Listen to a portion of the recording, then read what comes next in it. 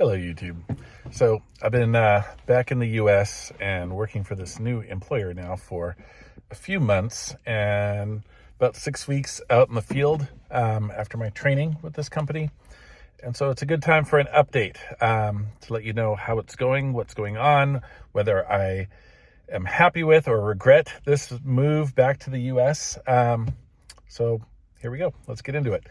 So the work I'm doing, I'm usually working out at substations or right next to substations, working with utility scale inverters that are taking energy either from batteries or from solar farms and pumping that into the grid. Or in the case of batteries, a lot of it's weird. It's a system where they buy energy from the grid when it's inexpensive and then pump it back into the grid when energy prices are high, creating a lot more flexibility. So when you have other locations that have wind or solar and their production is either very high and prices are cheap, this place can suck some of that energy out of the grid and provide some flexibility, and then it can pump it back into it when the wind isn't blowing or the sun's not shining and there is more demand.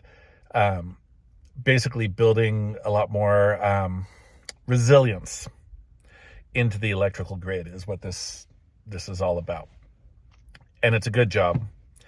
It's definitely a booming industry, and I'm pretty happy with the work outlook, with my choice in jobs that I took. I had an opportunity. I had a couple offers to go overseas to do work that I've done similar to what I've done in the past at military bases overseas. At the end of the day, I make more at this job than I would doing that. And I make enough more that even after paying for the few expenses I have and paying taxes in the US, I keep about the same. I keep about the same money. And I don't have to be stuck on some military base in the middle of nowhere. So I'm happy with that. I'm very happy with the way this company takes care of us with the, like I'm sitting here in this 2024 Dodge diesel 4x4, truck, and they rent this for me. I'm in a nice Airbnb. I don't have to pay for my transportation or my food or my housing. So very similar to working overseas, with the exception of taxes. I keep everything I make, or almost everything. So I'm very happy with the job outlook and the prospects for the future with this job.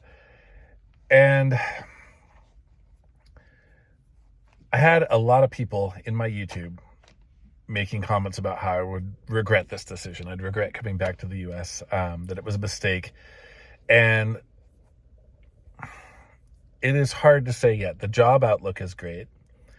However, my plan is to bring the family here and send my kids to school in the US instead of in Ecuador. And I get it. There's a lot of people that are like, US universities are not what they used to be. The education's not that good. You're really paying a lot of money for nothing. I view it a little differently. I think, I don't know or have an opinion on whether the actual education in the US in universities is better or worse than it is in universities in Ecuador or anywhere else in the world. I don't know. And that's kind of not the point. Everything you learn in a university, if you are self-motivated, you can learn somewhere else for free or almost for free. It's not about the education. It is about the opportunities it opens up. It is about the earning potential with that degree and what it means to employers. And so, if my kids go to a university in the United States and they get a degree in, teaching or art or marine biology, which one of my kids has expressed an interest in studying, or any number of professions, they might not have earning potential that justifies the cost of the university. However, if they get some sort of degree in the medical field or in technical, especially like engineering, electrical engineering, or anything in that sector, or in a legal field. I think those sort of degrees from a U.S. university for someone in a position that is entitled to work in the U.S., has a green card, or has become a citizen, they're very, very valuable. And those same sort of degrees, if you go to a university in Ecuador, I mean, like, there's janitors in the U.S. that make more than lawyers and doctors in Ecuador. So the reality is it's less about the education and more about the earning potential that I'm focused on. So like I kind of wanted to get that out there and say that to people that have been criticizing or like trying to warn me that I'm making a mistake trying to send my kids to U.S. university. I know it's going to cost a fortune. It's going to cost an arm and a leg. I know that there's a lot of indoctrination that goes on in U.S. universities. That's really not what I'm focused on right now. I'm focused on their earning potential over the course of their lifetime, getting their education in the U.S. versus Ecuador. So I don't think I'm making a mistake with that. I really don't. I am worried about the political landscape in the U.S. I'm not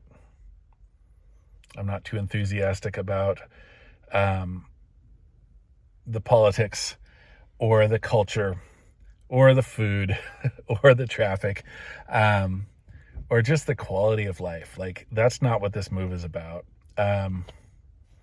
My life is a lot more peaceful, and I feel healthier, and I feel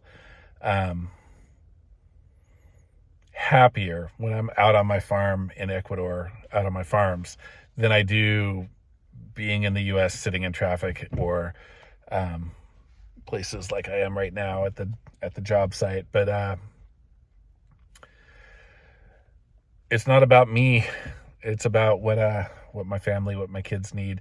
And I'm not necessarily like, I don't really want to raise my kids to be like, yay, build a life in the U.S.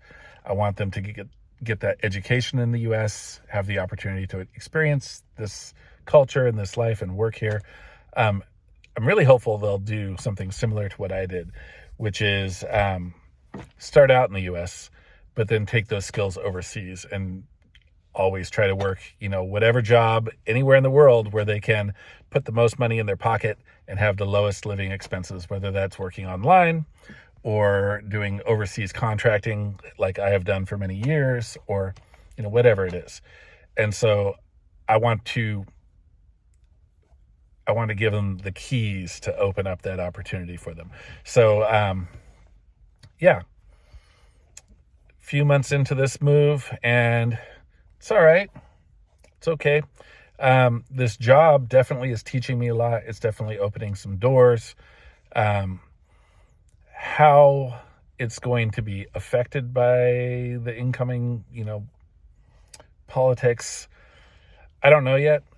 Worst case scenario, if the job dries up, I put some money in my pocket and I just go right back to Ecuador and go, well, it was a nice try. It was a nice try, but it wasn't the right time. It wasn't the right place. Best case scenario, and I think this is very likely, even with a change in the attitudes towards renewable energy here in the U.S. with the new administration, it's not even going to significantly slow down this particular company and what they're doing over the next few years. I think the work outlook is looking pretty good, at least for long enough to get my family here and get the kids into school here. But we'll see. So that's the update. That's what's going on. I've promised to give you guys updates. As those of you that have followed me for a long time know, I'm really bad about it. Sometimes I go months and I don't have anything to say to you guys, so I don't say anything at all. But yeah, things are going well so far. Peace out.